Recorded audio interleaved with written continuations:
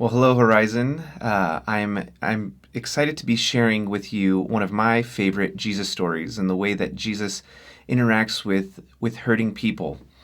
I'm going to be sharing from Matthew 8, 1 through 4. And in this story, we get to see how Jesus addresses the surface needs of a man, but also some of the needs that maybe he wasn't even aware of. I've seen this in my life recently as I've been able to see my kids and how they interact with all of the changes that are going on in this world. Of course, there is COVID. Of course, there is a seasonal change where we were in these bright, warm summer days, and now it is a little cold, a little wet, and a little dreary.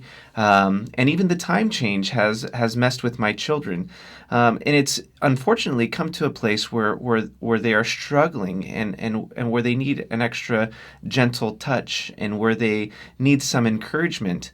And I've recently sat down my children and let them know I have been with you since the day that you were born. I know your body and I know your needs and I know what you need most. And at times I have to lay them down for a nap. At times I have to uh, make them eat their dinner.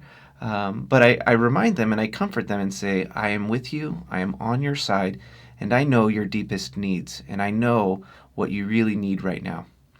In the passage in Matthew 8, 1 through 4, we see Jesus do the same thing to this man with leprosy. So let me read it for you. It says, "When Jesus came down from the mountainside, large crowds followed him. A man with leprosy came and knelt before him and said, 'Lord, if you are willing, you can make me clean.' Jesus reached out his hand and touched the man. 'I am willing,' he said. 'Be clean.' Immediately he was cleansed of his leprosy.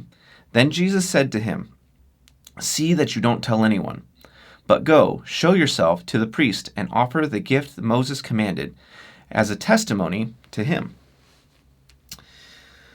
I think this passage is beautiful as Jesus had just captured the minds of the people. He had just given his Sermon on the Mount, and people were amazed at the authority of which he would taught. They were amazed at the life that he breathed into the Hebrew Scriptures and how it actually meant something to him and how he challenged people to think about the world differently. And after Jesus had gotten everyone's attention, this was his first interaction with people, and a man with leprosy came up to him. Now, in ancient times, if you had leprosy, you had to let it be known to everyone. I am unclean, I am unclean. Scholars even think that they would tie bells around their necks so that people could hear the leprosy come into the room. And here, Jesus is presented with this man who is broken, who is hurting, and who calls out for healing. Now, Jesus doesn't run away. He doesn't ignore the man. He doesn't care about his own well-being. In fact, he looks at the man, and before he even responds, he reaches out his hand and he touches him. And I think that's important because Jesus could have said, "Be clean, get away from me. I don't want to risk getting leprosy. I don't want to risk this large crowd being sick." But he says, he reaches out his hand and he touches him.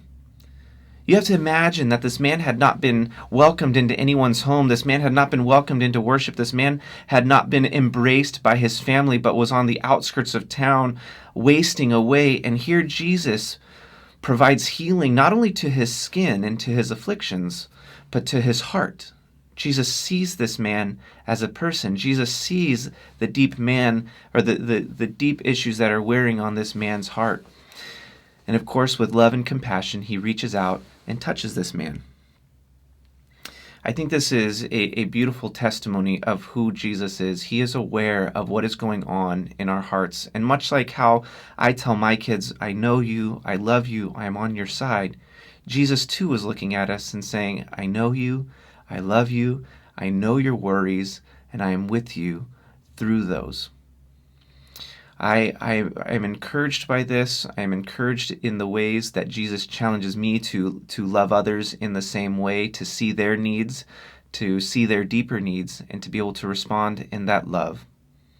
Grace and peace.